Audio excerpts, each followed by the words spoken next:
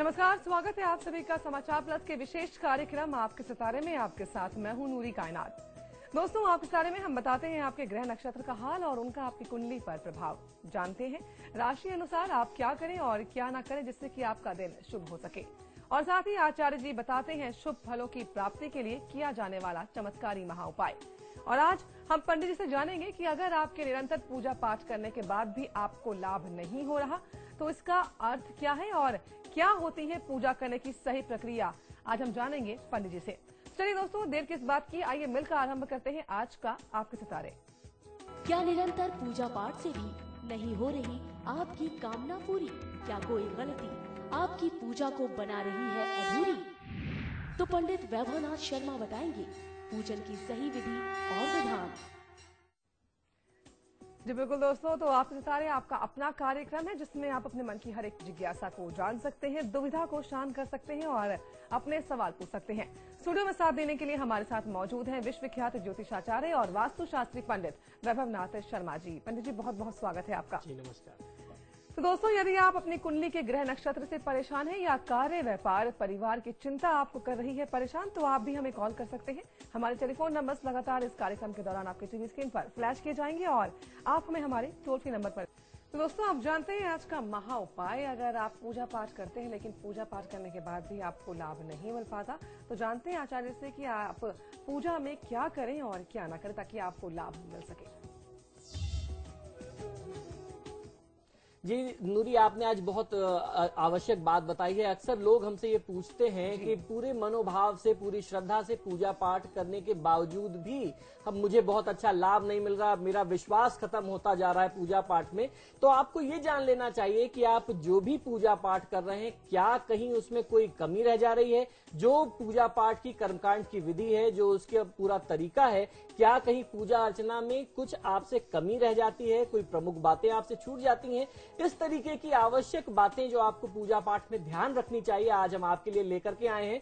सबसे पहली बात यह कि घर या व्यावसायिक स्थल में पूजा का स्थान हमेशा ईशान कोण यानी उत्तर पूर्व के कोने में ही, उत्तर पूर्व की दिशा में ही होना चाहिए।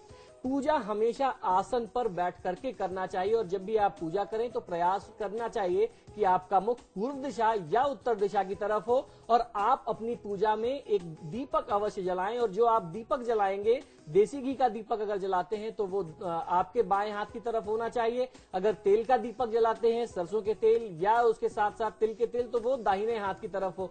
जब बाएं हाथ की तरफ आप दीपक लगाते हैं तो वो भगवान के दाहिने तरफ आ जाता है। ये आपको नियम ध्यान में रखना है। सबसे महत्वपूर्ण बात यह है, अक्सर लोग पूछते हैं कि हमारे पास कई सारी मूर्तियां हैं, तो अब आप इस पॉइंट को बहुत ध्यान से सुनिए।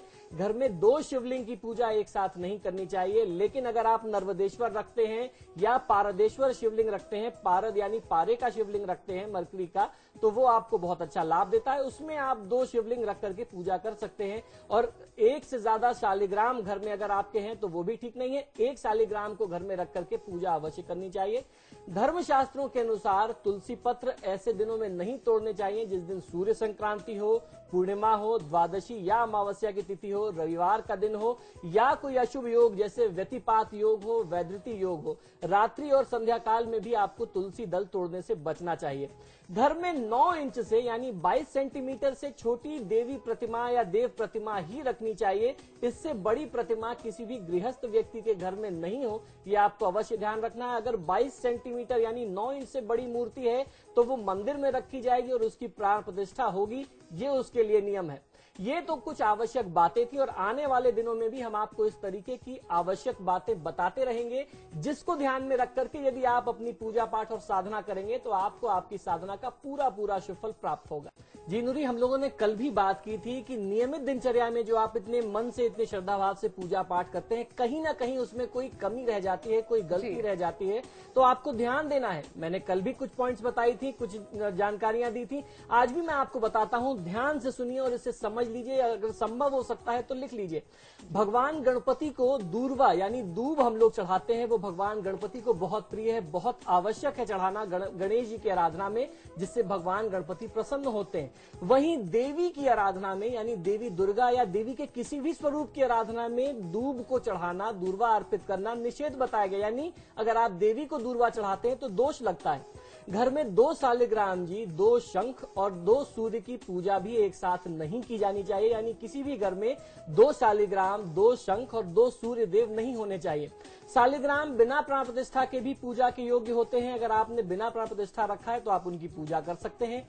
3 गणेश, अक्सर लोग कहते हैं कि गणेश जी की 1 से ज्यादा मूर्तियां हैं, उन्होंने ड्राइंग रूम में उनको डेकोरेटिव यानी सजाने के तौर पे इस्तेमाल किया है, ये बहुत बड़ा दोष है। 3 गणेश, वो 3 दुर्गा जी की जो मूर्ति है, प्रतिमा है, उसे भी आप घर में एक साथ नहीं रख सकते। ऐसा करने से जातक दोष और पाप का भागीदार बनता है। देवताओं को खंडित फल अर्पित नहीं करना चाहिए। जैसे हम लोग अक्सर देखते हैं कि लोग अभाव में फलों को काट करके अर्पित करते हैं। जैसे एक उदाहरण के तौर पे बताता हूं, आधा केला, आधा सेब आदि। इस तरीके से अगर आप देवता को अर्पित करते हैं तो ये भी अपने आप में बहुत बड़ा दोष है। जब आप देवता की परिक्रमा कर रहे हो तो परिक्रमा करते समय सूर्यदेव की परिक्रमा 7 बार, गणेश जी की परिक्रमा 3 बार, विष्णु जी की 4 बार और देवी दुर्गा की परिक्रमा जो है वो 9 बार करनी चाहिए। भगवान शिव की परिक्रमा कभी भी पूरी नहीं करते हैं। जहां से उनके अर्घ्य से जल गिर रहा हो, आप आधी परिक्रमा करेंगे तो आपको लाभ मिलेगा। ये कुछ आवश्यक बातें थी जिनको आपको नियमित अपनी पूजा में ध्यान रखना चाहिए। ये कुछ ऐसी दिक्कत है, ऐसी समस्या है जिसको लोग ध्यान नहीं रखते और इसका अनादर करते रहते हैं, जिससे उनको अपनी पूजा का लाभ नहीं मिलता और कहीं ना कहीं आप पूजा के साथ साथ पुण्य पाने की जगह आप पाप के भागीदार बनते हैं। तो इन बातों को ध्यान रखिए और इसी तरीके की बातें हम आपको भी आपकी धूप बत्ती बाएं और नैवेद्य यानी भोग जो है वो आप देवताओं के सम्मुख यानी उनके सामने अर्पित करें। पूजा के पश्चात देशी घी से प्रज्वलित करके आपको उनकी आरती अवश्य करनी चाहिए। ये बहुत महत्वपूर्ण होता है। यदि दीपक किसी कारणवश उपलब्ध न हो सके तो केवल जल से भी आरती की जा सकती है। पूजा में आरती का बहुत ज्यादा महत्व है, वो आपको अवश्य करना चाहिए। आपकी जो भी पूजा है उसमें संपूर्णता लेकर के आती है आरती, तो पूजन के उपरांत आरती अवश्य करें। आरती करते समय भगवान विष्णु के समक्ष 12 बार, सूर्यदेव के समक्ष 7 बार, दुर्गा जी के समक्ष 9 बार और महादेव जी के समक्ष 11 बार आरती घुमानी चाहिए। उसी प्रकार गणेश जी के समक्ष 4 बार आरती दिखाई जानी चाहिए। देवताओं पर चढ़े हुए जल और पंचामृत को निर्माल्य कहा जाता है, जिसे चरणों से यानी आपके पैरों से स्पर्श नहीं करना चाहिए। ये बहुत बड़ा दोष है और देवी देवता का पूजा पाठ का अनादर है, इससे बहुत ज्यादा पाप लगता है। इसे किसी भी पेड़ में, वृक्ष की जड़ में आप डाल सकते हैं या बहते हुए जल में यदि आप विसर्जित कर दें तो आप किसी भी दोष से, पाप से बच सकते हैं। जी बिल्कुल। तो चलिए पंडित जी, बहुत बहुत धन्यवाद आपका आपके सितारे में आने के लिए। तो दोस्तों, आप सितारे में फिलहाल इतना ही, लेकिन समाचार प्लस पर खबरों का सिलसिला लगातार जारी है। आप देखते रहिए समाचार प्लस।